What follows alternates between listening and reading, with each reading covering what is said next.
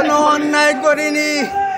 আমি আমি একটা ইন্স্যুরেন্স কোম্পানিতে চাকরি করি, prime insurance company executive vice president হিসাবে আছি।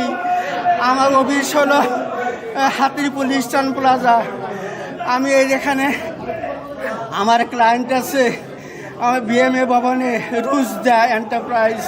আমি ওখানে গিয়েছিলাম, যাওয়ার পর এখান থেকে আমি মাঝে মধ্যে হাঁটি।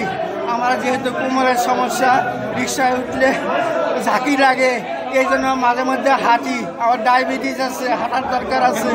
এখানে যাওয়ার পথে দেখি এখানে হট্টগোল হয়েছে, কী হচ্ছে দেখার একটা আগ্রহ। ঢুকেই দেখি যে এরকম হচ্ছে, পরে অবস্থা দেখলাম যে না, এটা ভালো অবস্থা না। আমি আস্তে আস্তে বেরিয়ে গেছি, বাইরে বেরিয়েছি। তখনই আমাকে বলছে যে আমি আওয়ামী লীগের লোক। আমি যে বলেছি পলিটিক্সের সাথে ইনভলভ না।